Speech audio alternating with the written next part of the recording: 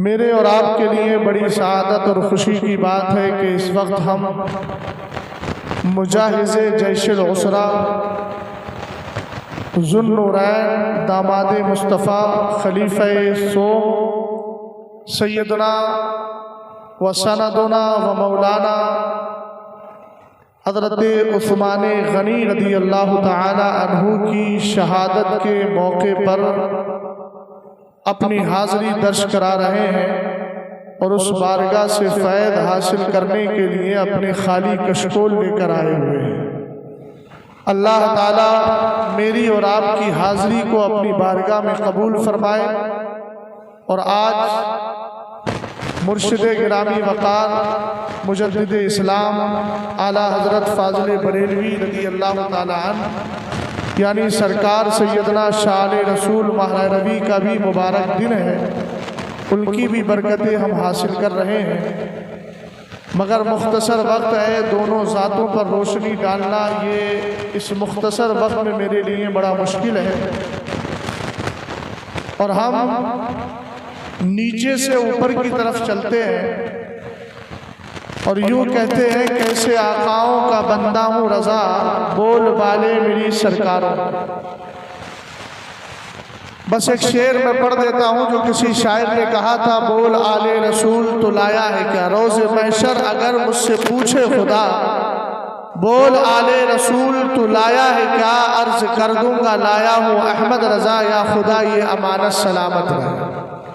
यह मैंने महरेरा मुक़द्दसा की पाकीज़ा ज़मीन पर आपकी और अपनी हाज़िरी दर्ज करा दी। अब आइए आगे बढ़ते हैं। हज़रत सैयदना उस्मान गनी रज़ी अल्लाह ताला अन्हु की शहादत का मुबारक दिन है। अहले सुन्नत वल जमात इस दिन को दूसरे नज़रिए से देखते हैं, जबकि शिया राफ़ज़ी नीम राफ़ज़ी और नाम निहाद मौलाई इसको दूसरे अंदाज से लेते हैं।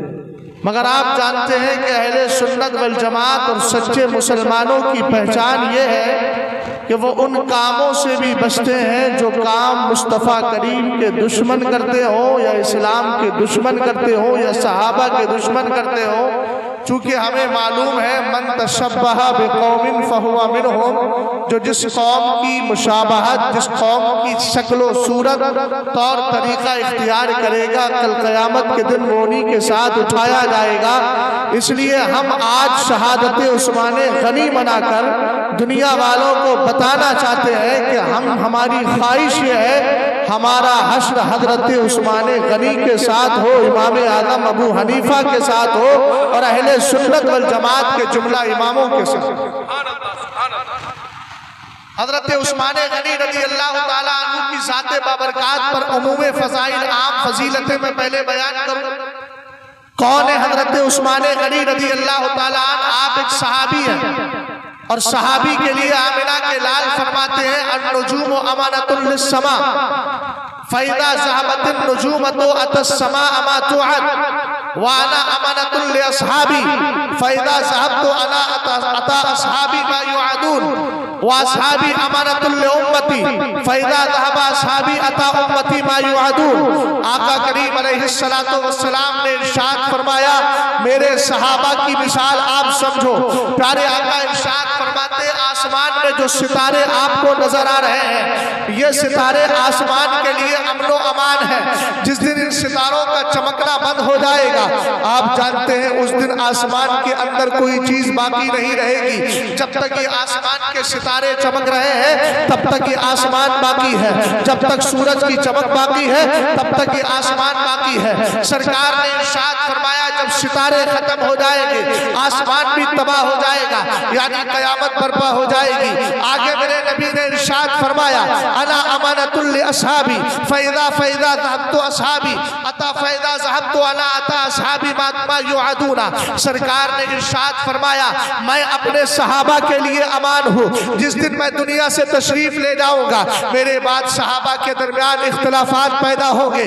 उसके बाद आका करीम ने इरशाद फरमाया, असहाबी अमानतुल उम्मती, मेरे सहाबा मेरी उम्मत के लिए अमान है। तवज्जो फरमाइएगा, सहाबा को सरकार ने उम्मत के लिए अमान करार दिया। फरमाया फहिदा ज़हबा असहाबी अता उम्मती मा तुअद, और जब मेरे सहाबा दुनिया से चले जाएंगे तो याद रखना कि मेरी उम्मत के अंदर फिरके पैदा होंगे।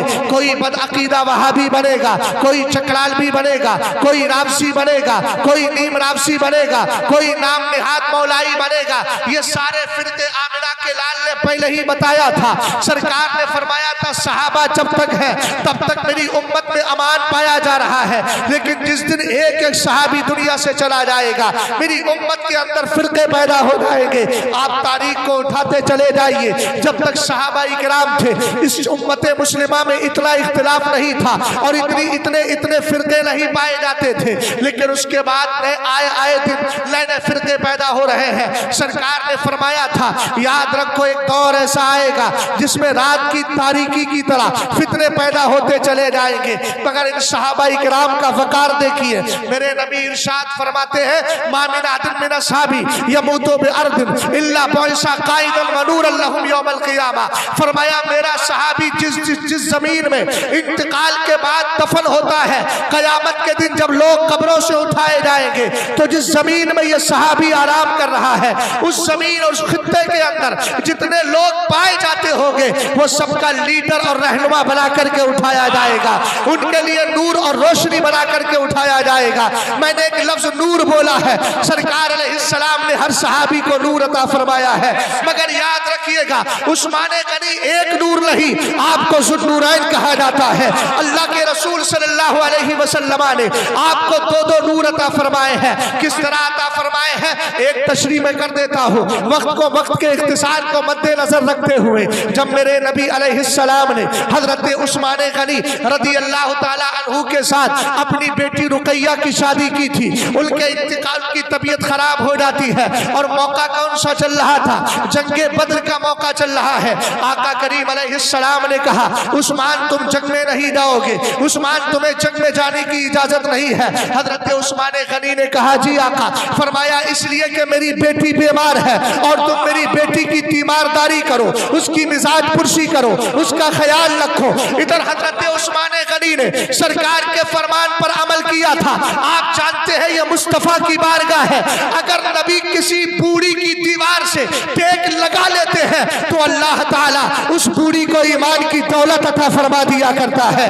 ये वह मुस्तफा है जिनके लिए शुमूलुल इस्लाम ले उसूलुर रसूलुल किराम के अंदर आला हजरत ने बड़ी प्यारी बात रिवायत की है और ये नेट की वसातत से हो सकता है उन लोगों तक मेरी बात पहुंच जाए जिन्होंने मेरी तकरीर के एक जुमले को लेकर अपने खलजात को जाहिर किया था कि ये कैसे कह दिया। मैंने कहा सुनो, शुमूलुल इस्लाम में आला हजरत ने लिखा है कि जब हजरत हलीमा सादिया मेरे नबी को लेकर के जा रही थी तो आका करीम अलैहिस्सलाम की बारगाह में सामने से तीन औरतें आती हैं जो कुंवारी थी, अभी शादी नहीं हुई थी, और तीनों का नाम आतिका था जिसका माना जने शरीफा होता है, जने रईसा होता है, शराफत वाली। सरकार की बारगाह में आती है, हजरत हलीमा से कहती है ए हलीमा सादिया हम चाहते हैं कि सरकार को एक दो कतरे दूध पिला दिया जाए, जबकि आप तिब्बी एतबार से भी देखें को जब तक की औरत की शादी ना हो, शादी के बाद ही उसके जिस्म के अंदर दूध पैदा होता है। अल्लाह ताला ने यह निज़ाम बना दिया है, मगर यह सरकार अलैहिस्सलाम के दहने मुबारक के करीब जिन्होंने अपना सीने मुबारक किया, अल्लाह का करम देखिएगा उन आका करीम अलैहिस्सलाम के दहने मुबारक में चंद दूध के कतरे आ जाते हैं। इधर अल्लाह के रसूल सल्लल्लाहु अलैहि वसल्लम ने चंद कतरे पी लिए, अल्लाह की रहमत जोश में आती है। अल्लाह ने उन तीनों औरतों को इस्लाम की दौलत अता फरमा दी है।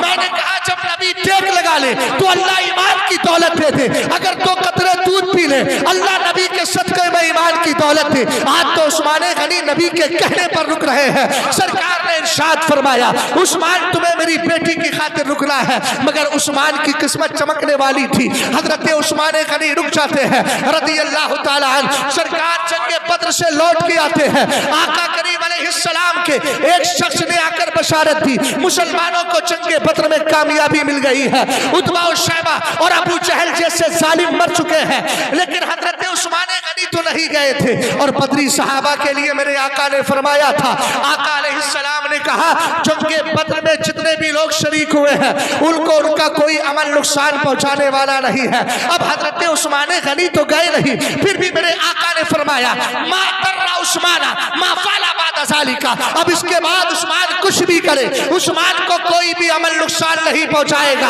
हमने कहा वजह क्या है? वजह यह है कि सरकार के कहने पर हजरत रुकैया की तीमारदारी के लिए उस्मान गनी रुके थे, इसलिए आका ने उनके जाए बगैर उनको बदरी सहाबा में शामिल फरमा लिया था।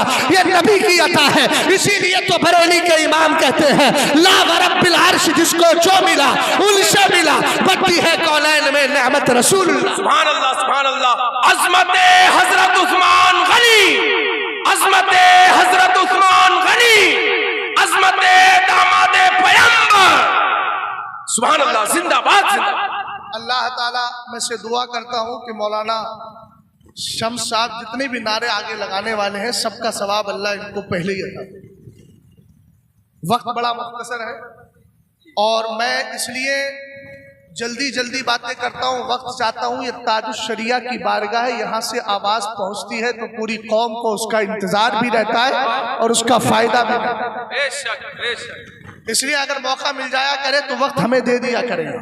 तवज्जो है ना? जरा मोहब्बत से बोलिए सुभान अल्लाह और प्यार से बोले सुभान अल्लाह।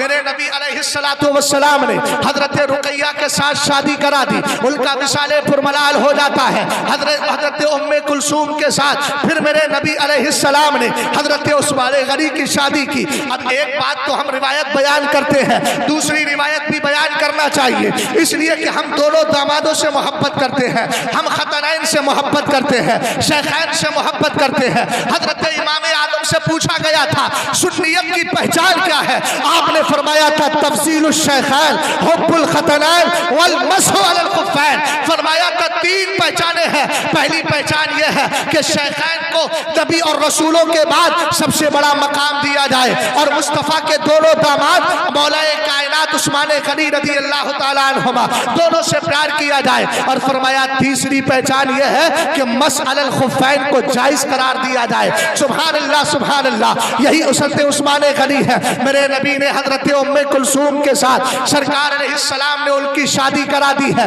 अब पहली बेटी रुकैया है, दूसरी बेटी उम्मे कुलसूम है। और आप जानते हैं आला हजरत ने कहा तेरी नस्ल पाक में है बच्चा बच्चा नूर का, तू है ऐने नूर तेरा, सब घराना नूर का। पहले नूर का नाम रुकैया है, दूसरे नूर का नाम उम्मे कुलसूम है। सरकार ने दोनों नूर उनको अता फरमा दिए, जमाने ने उनका लक़ब सुन्नूरैन कह दिया है। और इतना ही नहीं बल्कि आप गौर फरमाइएगा हजरत उस्मान गनी रज़ी अल्लाह तआला अन्हु की जो शादी हुई है, दो शादी हो गई। पहली बेटी के इंतकाल के बाद सरकार ने दूसरी बेटी दे दी। और इतना ही नहीं नबी ने आगे फरमाया लौ कानत इंदी मियतो बिन्तिन लज़व्वजतो वाहिदतन वाहिदतन बाद उखरा। फरमाया सुनो सुनो उस्मान, अगर मोहम्मद अरबी के बाद 100 बेटियां भी होती, एक में 40 की रिवायत है, एक में 100 की रिवायत है। फरमाया 100 बेटियां होती, एक के बाद भी करे उनका इंतकाल होता जाता, कसम खुदा की मैं सारी बेटियां तुम्हारे निकाह में देता चला जाता। हमने कहा आखिर नबी ये करम क्यों फरमा रहे हैं? तो उठाओ हजरत आयशा की रिवायत को, उठाओ हजरत अब्दुल्लाह इब्ने अब्बास की रिवायत को। सरकार इरशाद फरमाते हैं इन्नल्लाह तआला औहा इलैया अन उसव्विजा करीमतैया यानी रुकैया व उम्मा कुलसूम मिन उस्माना। फरमाया अल्लाह ने मुझे वही फरमाई थी कि मेरे महबूब अपनी दो प्यारी बेटियों का निकाह तुम इनके साथ कर दो। जब हजरत रुकैया की बारी आई अल्लाह ने वही फरमाई बेटी की निकाह का निकाह उस्मान के साथ करो। उसके बाद जब उनका इंतकाल हो गया, चूंकि वान तजमाउ बैनल उख्तैन इल्ला मा कद सलफ, तो सगी बहनों को एक साथ जमा करना तो हराम है। इसलिए उनके इंतकाल के बाद में आका करीम को फिर हुक्म हुआ, अल्लाह की तरफ से वही हुई कि उस्मान के साथ अब तुम अपनी दूसरी बेटी उम्मे कुलसूम का भी निकाह। सुभान अल्लाह, जिंदाबाद जिंदाबाद। सुभान अल्लाह। बात समझ गए? और मेरी आवाज दूर तक जाएगी। मैं पूरी दुनिया के रावजियों को चैलेंज के तौर पे और इन नाम नीम रावजी और नाम निहाद, चाहे वो कानपुर की सरजमीन से बकवास करके ये कहते हो कि सरकार की सिर्फ एक ही बेटी है। मैं उन सालिमों से पूछना चाहता हूँ, तुम क्या तुम्हारा बाप भी अगर राफजी है तो कुरान की इस आयत का जवाब दो। या अय्युहन नबिय्यो कुल्ली अज़वाजिका व बनातिका व निसाइल मोमिनीन। अल्लाह ने कुरान में इरशाद फरमाया, ए महबूब अपनी बीवियों से कहो और अपनी बेटियों से कहो। ये बनात का कलमा है। अहले इल्म जानते हैं बिल की जमा बनात है और जमा का इतलाक कम से कम 3 पर तो होता ही है। लहवी एतबार से देखा जाए, मंतिक के एतबार से देखा जाए तो माफौकल वाहिद को जमा कहा जाता है। 1 से ऊपर, अगर 1 से ऊपर भी मान लिया जाए, अगर 2 बेटियां भी मान ली जाए तब भी राफजियों का दावा तो खत्म हो गया। वो बदबख्त यही कहते हैं कि सरकार की एक ही बेटी फातिमा है। हमने कहा सालिमो यही तो नाइंसाफी है। हम सरकार से प्यार करते हैं, इसलिए नबी की आल में जो होगा सबसे प्यार करते जाएंगे। इसीलिए हमने कहा सरकार की एक बेटी का नाम हजरत ज़ैनब है, दूसरी का नाम रुकैया है, तीसरी का नाम उम्मे कुलसूम है, चौथी का नाम हजरत फातिमा ज़हरा रज़ियल्लाहु ताला अन्हा। सुभान अल्लाह, जिंदाबाद जिंदाबाद। बहुत अच्छा, हजरत उस्मान गनी रज़ियल्लाहु ताला अन्हु का दौर है।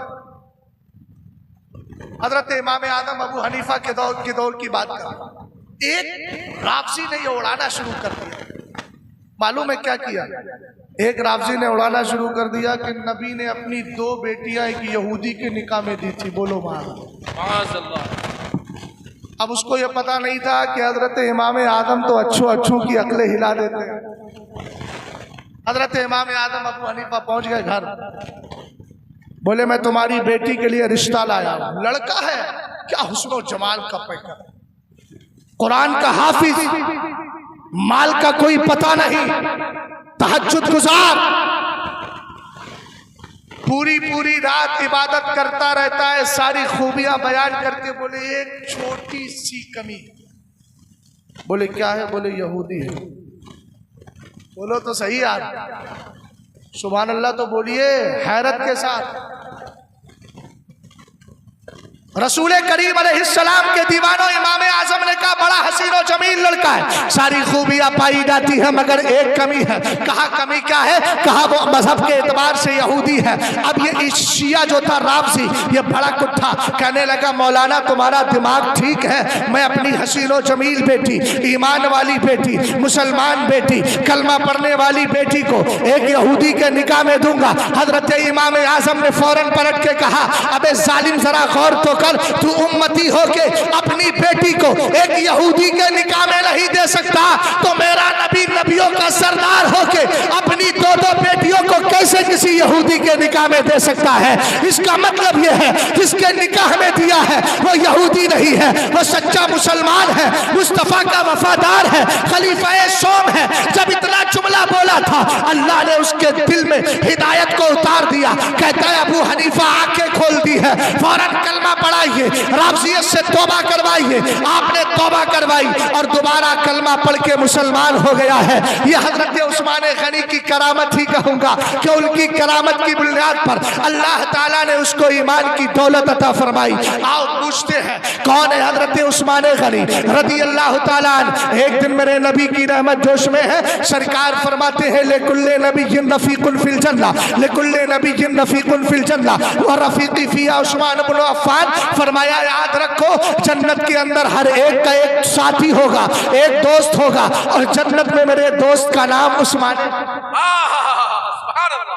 सुभान अल्लाह, जिंदाबाद जिंदाबाद। और सुने मौलाए कायनात की विलायत से टकराने वाला पागल है। बेशक हमारा नजरिया क्या है? सुनो, खातमे खिलाफते नबुव्वत, फातिहे बाबे विलायत, कसीमे नारो चिनान, इमामुल वासिलीन, अमीरुल मोमिनीन, यासूबुल मुस्लिमीन, खतनुर रसूल, ज़ौजुल बतूल, मक़सूद कुल्ले तालिब, सैयदुना व सनदुना व अब्दुना व ज़ुखरुना लियौमिना व गदिना अली इब्न अबी तालिबिन कर्रमल्लाहु वजहुल करीम व हशरना फी ज़ुमरतिही फी यौमिन अकीम। हमारा नजरिया तो ये है कि हजरत इमाम मौलाए कायनात रज़ी अल्लाह ताला अन्हु हमारे नजदीक खिलाफत के दरवाजे को बंद करने वाले हैं। और याद रखो, ये जुमला मौलाना रफीक मेरा नहीं है, ये आला हजरत का जुमला है जो मतलउल कमरैन में मौजूद है। मैंने बहुत पहले कहा था, अब भी कहता हूँ, जो आला हजरत ने लिख दिया है शान मौलाए कायनात में, आज के ये नीम राबजी चिल्ला चिल्ला कर चीख चीख कर जो बकवास कर रहे हैं, ये कभी भी इस तरह की तारीफ नहीं लिख सकते। क्यों नहीं लिख सकते? इसलिए कि इनका कलम एक आम कलमकार का कलम हो सकता है, लेकिन मैं जिसके जुमले सुना रहा हूँ वो नबी के वफादार का कलम है, मुजद्दिद आज़म का। सुभान अल्लाह, जिंदाबाद जिंदाबाद। मौलाए कायनात कसीमे नारो जिनान भी है बेशक। और आप फातिहे बाबे तरीकत भी। सुभान अल्लाह, सुभान अल्लाह। तरीकत के दरवाजे को खोलने वाले हैं। मगर इतना याद रहे, सरकार ने हजरत उस्मान गनी को भी वली कहा।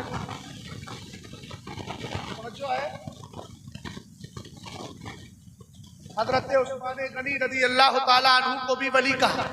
मेरे सरकार ने फरमाया, उस्मान इब्न अफ़्फ़ान वली फिद दुनिया व वली फिल आखिरा। कमाल है मेरे नबी अलैहिस्सलाम का। अगर आका करीम अलैहिस्सलाम सहाबा के दरमियान मुआखात कायम करे, हजरत अली रज़ी अल्लाह ताला अन्हु रह जाए, सरकार एक मुहाजिर सहाबी ले और एक अंसारी सहाबी ले और दोनों के दरमियान भाईचारगी कायम कर दे। आज से तुम इसके भाई हो, आज से तुम इसके भाई हो, मौलाए कायनात रह जाए, अर्ज करे आका सबका भाई बना दिया है लेकिन मेरा भाई नहीं बनाया। हजरत अली की आंखों से आंसू आते हैं। सरकार इरशाद फरमाते हैं, अंता अखी फिद दुनिया वल आखिरा, ए अली तू दुनिया में भी भाई है और आखिरत में भी भाई है। ये बेअज्जे हजरत मौलाए कायनात खलीफा राबे चौथे खलीफा के लिए इनाम है। और जब उस्मान गनी की बारी आई तो सरकार ने फरमाया, उस्मान इब्न अफ़्फ़ान वली जी फिद दुनिया व वली जी फिल आखिरा। उस्मान दुनिया में भी मेरा वली है और आखिरत में भी मेरा वली है। और वली का माना दोस्त भी होता है, वली का माना करीबी भी होता है। ये हजरत उस्मान गनी रज़ी अल्लाह ताला अन्हु है जिनके लिए आका करीम ने तीसरा नंबर मुतय्यन कर दिया है। आओ एक रिवायत सुनाता हूँ। है लबे आला हजरत ने लिखा, है लबे ईसा से जा बख्शी निराली हाथ में, संगरे से पाते हैं शीरी मकाली हाथ में। इसी की शरह में अल्लामा फैज अहमद उवैसी साहब ने बड़े प्यारे अंदाज में हजरत अबू ज़र ग़िफ़ारी रज़ी अल्लाह ताला अन्हु की रिवायत जिक्र की है। इसको जरा ज़हन में रखिएगा। फरमाते, एक दिन मेरे नबी से मिलने आए। हजरत आयशा ने कहा घर में नहीं है, जाओ फला बाग के अंदर चले जाओ। हजरत उस मौलाए हजरत अबू ज़र ग़िफ़ारी फरमाते हैं, मैं नबी करीम अलैहिस्सलाम की बारगाह में गया और जाने के बाद मैंने क्या देखा कि मेरे नबी अलैहिस्सलातु वस्सलाम वहाँ मौजूद है। सरकार की कैफियत को देख कर लगा शायद नबी पर वही का नुज़ूल हो रहा है,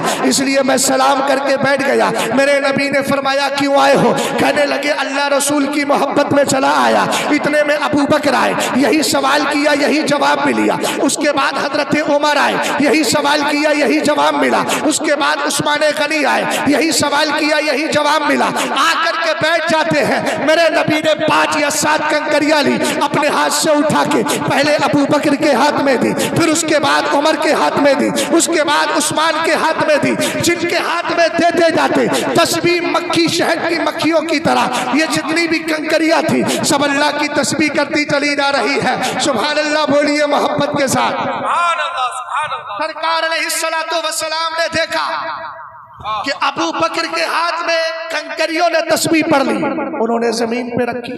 फिर मेरे सरकार ने अपने हाथ से उमर को दी, हजरत उमर ने जमीन पे रखी। उसके बाद उस्मान गनी को दी, लेकिन उस महफिल में मौलाए कायनात नहीं आए थे। सरकार अलैहिस्सलाम के सहाबी हजरत अबू ज़र ग़िफ़ारी कहते हैं, मेरे नबी ने अबू बकर उमर उस्मान को कंकरियां दी, लेकिन मुझे कंकरियां नहीं दी। और मुझसे फरमाया, सुनो अबू ज़र, मेरे बाद खिलाफत की तरतीब ऐसी ही रहे।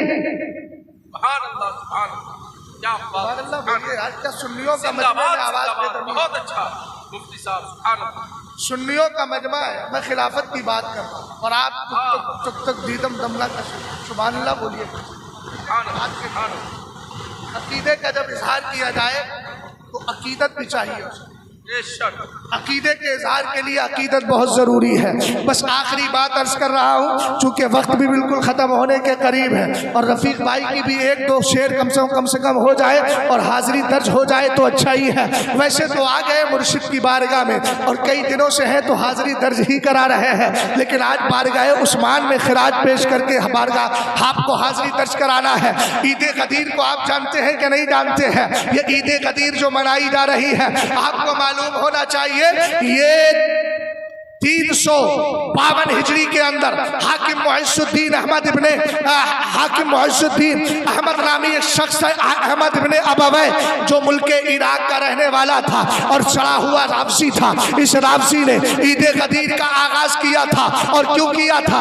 ये कहना ये चाह रहा था कि सरकार अलैहिस्सलाम ने गदीर खुम के मौके पर मौलाए कायनात के हाथ को पकड़ के फरमाया था, मन कुन्तु मौलाहु फ़अलीयुल मौला। कहा इस इबारत से पता चलता है कि सरकार के बाद पहले खलीफा मौलाए कायनात है रज़ी अल्लाह ताला अन्हु। एक बात याद रखिएगा, हमने गदीर खुम के मौके पर जो सरकार अलैहिस्सलाम ने शान मौलाए कायनात बयान की और जो मर्तबा बयान किया है, अल्हम्दुलिल्लाह हर सुन्नी उसको दिल से मानता है और मानता रहेगा। और क्यों ना माने, सरकार ने खुद फरमाया या अलीयो ला युहिब्बुका इल्ला मुमिनुन वला युबग़िज़ुका इल्ला मुनाफिक। अली पहचान ये है, तुझसे मोहब्बत करने वाला वही होगा जो ईमान वाला है और तुझसे नफरत करने वाला वही होगा कि जो मुनाफिक है।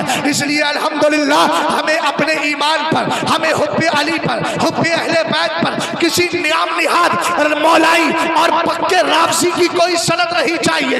आज जो सोशल मीडिया पे बैठकर बकवास करते हैं, मैं उन बकवास करने वाले कुत्तों से और भौंकने वाले कुत्तों से कहता हूँ, हमें तुम्हारी सनद की जरूरत नहीं है। हमने मसलकी आला हजरत को माना है और मसलकी आला हजरत वो है जो हमें यहाँ से उठाता है, महरारा लेकर के जाता है, महरारा से ले जाके हमें पहुँचा देता है बगदाद तक और बगदाद वाला पहुँचाता है करबला, करबला वाला नजब अशरफ और नजब अशरफ वाला मदीना। और जब मदीना में पहुँचते हैं तो हम कहते हैं खुदा खुदा का यही है दर, नहीं और कोई मफर मकर, जो वहाँ पे हो यही आके हो, जो यहाँ नहीं तो वहाँ।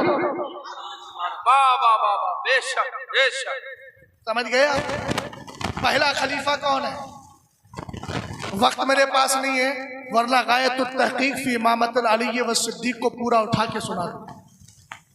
वक्त नहीं है, वक्त इजाजत नहीं देता।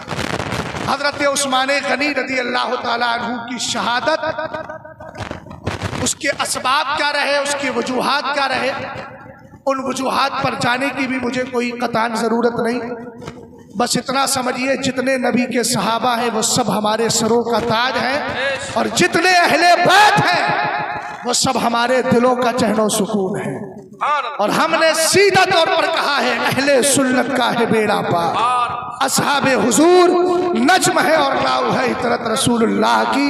क्या साथ है उस्मान गनी की, पूरी जिंदगी कुरान की खिदमत करते रहे और जब दुनिया से गए तब भी कुरान पढ़ते पढ़ते गए और दुनिया वालों को बता दिया, देख लो उस्मान कल तक कुरान की खिदमत कर रहा था और जाते वक्त भी कुरान को सीने से लगा के लेकर के जा रहा है। अल्लाह ताला हजरत उस्मान गनी की बरकतें हम सबको अता फरमाए।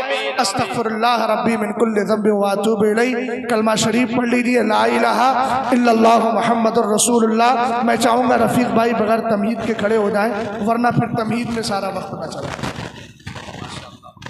माइक पर रफीक रजा मुंबई।